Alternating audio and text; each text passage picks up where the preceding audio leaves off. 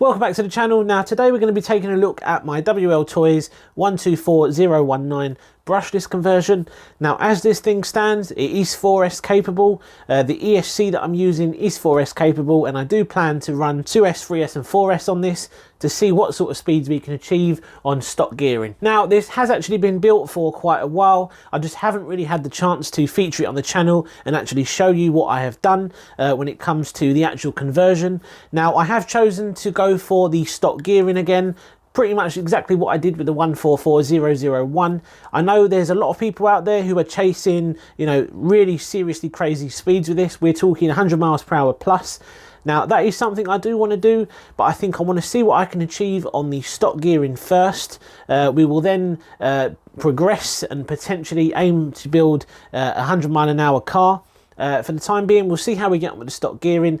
The reason I like to actually go for the stock gearing is the fact that anyone who chooses to go brushless on one of these, it's one less thing to actually worry about. If we can find the right components that actually work, sometimes you may not even have to mess around with the gearing unless you really do want to build a seriously fast car, and we are talking 100 miles an hour plus.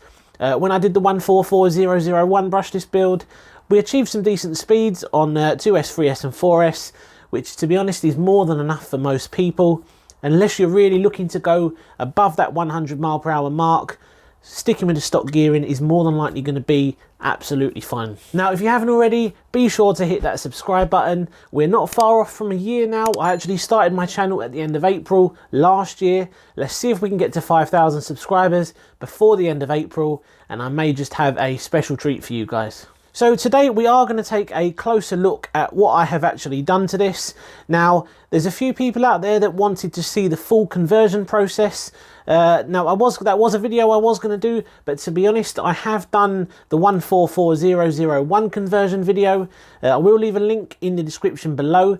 It's pretty much exactly the same process. You do have to bear in mind that this is pretty much the same car. It just does feature the longer wheelbase, about 5cm longer wheelbase compared to the 144001. The actual process is pretty much the same. There isn't really anything different. It's actually a little bit easier on this because you do have a little bit more space to work with. Check the 144001 video out because I did do an in-depth brushless conversion on that, so that should help you out if you do decide to convert your 124019, because it is essentially exactly the same car. So what we're going to do is take a little look under the body shell. We'll have a little talk about some of the component choices that I've gone for on this. Now I have fired this up and I did test it out on 2S. I didn't see how fast it was on 2S. It was a very brief test that I did just to make sure it was actually running okay. Now it's impossible to get out at the moment, and it's impossible to find anywhere where I can actually run this due to the fact that we are still on a lockdown here in the UK. So what I am going to do is stick a 2S pack in it. We'll go out to the front of my house and we will test this out on the road. It's quite quiet today, so we'll see what we can achieve on 2S. But when it comes to a 3S and 4S run, we'll save that until we can actually take this to my speedrun location, which you've seen many times on the channel now. And hopefully we can open this baby up and see what it is capable of. Right then, so let's take a quick look under the body shell. Let's talk about the ESC first of all. Now I have actually chosen to mount it on the top deck there, as you can see. Now I've gone for the Team Orion ESC that I used on my 4S 144001. I've had this thing for quite a while. It's always done me well. It is quite big. I'd prefer if it was a little bit smaller, so we could potentially try and fit it down here behind the motor there, just in between the motor and the servo. Unfortunately I did try that. I don't really want to be cutting things, so I have just decided to stick it up on the top there. Now that works absolutely fine because with the body shell that I'm using, there's more than enough space to actually to handle that on the top there. Let's talk about the motor choice. Now excuse all this. This is all going to be going very soon. I'm going to be making this a little bit more neat and tidy. I have got some bullet connectors on order. We're going to be trimming this down, making this a little bit more presentable. But this will get the job done for the time being. I've gone for a 3660 4200 kV motor on this. Nothing too crazy. I think that's potentially going to be, you know, sort of like a sweet spot for this. People are going a lot higher, obviously, but because I'm intending to run 4S, I think we could potentially get away with it on a 4200 kV motor. Some may say go lower if you're running a higher cell count, but we're going to see how we actually get on with that. I've never used the Surpass hobby motors before, so it's a first for me. We're going to see how we get on with that and potentially get some good speeds out of it. Servo choice, I've gone for the JX 17 gram 1181 mg. Nice little servo, very popular amongst people who do the brushless conversions on these. A lot of people used it on the 144001 as well. No reason why it won't work perfectly fine on this. We're using the contact foams, exactly the same ones. You can see they are a little bit used. They should still work absolutely fine. They come off my 144001, and they should be nice and grippy on the road, and they should do the job absolutely fine. So when it comes to gearing, I have opted to go for the stock gearing on this, just like I did with the 144001. Main reason, it's the easier option. You're very limited to what you can do with the stock motor mount. They're not adjustable, which does make gearing a little bit of an issue. Potentially we're going to switch the gearing out on this anyway. If we do decide to turn this into a 100 mph build, we are going to have to play around with the gearing, but for the time being we will see what we can achieve on the stock gearing, because I think that is what a lot of people are going to be doing when they do convert theirs to brushless. So the transmitter and receiver choice I've gone for with this is the Dumbo RC X4. That is the X6F receiver down there, but the transmitter that we're using is the X4. Nice little dependable cheap transmitter. It's going to do the job perfectly fine. I have used it quite a bit now on a few of my builds, and it will do the job just fine on something like this. They do also have very good range as well, which is something you're really going to need if you're intending to do speed runs with your 124019, because you will have to have quite a long run up. So you will be sending it out quite far. So you do want a nice long range transmitter for your speed runs. Okay, so when it comes to the body shell, I'm using the Phatbodies Attak. Now this is made for the 144001, not for the longer wheelbase 124019. But to be honest, I quite like the look of it. I quite like the look of the motor hanging out the back there. It does remind me a lot of the long wheelbase Typhons, the people that do the conversions on the Typhons. It does sort of remind me of that look a little bit, and I think it looks quite good, a little bit different, a little bit different to what a lot of people have done. I know the hammer body does fit from Phatbodies. That is a perfect fit for this, but I wanted to try and be different. I think it looks quite good, so that was why I did it. So for today's test run, I'm just going to be using the stock 2200 milliamp 2S LiPo. Not expecting to win any races with this thing. It's purely a way for me just to give it its first ever test, and not only that, a little bit of a benchmark of how fast it will actually go. Not hoping to achieve any massive speeds with this, because I don't think it's going to be a high enough discharge battery for this system, which is why I have stuck on order some higher discharge 2S packs and also 3S packs as well.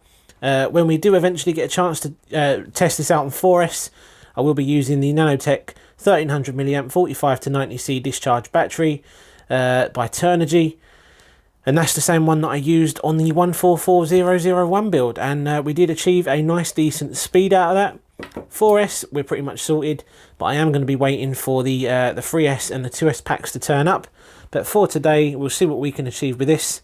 We'll get an XD60 connector soldered onto that, take this out for a quick test run, and see how it actually performs.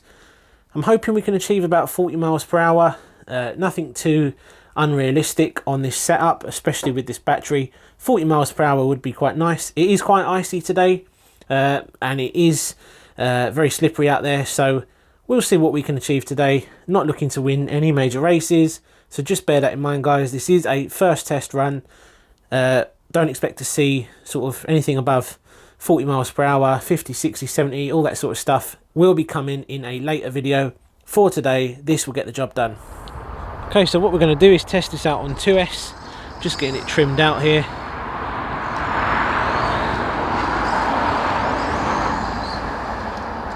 Now this feels mental already, even on 2S. This thing is going to be insane. So let's not waste any time, let's see how fast it is on 2S.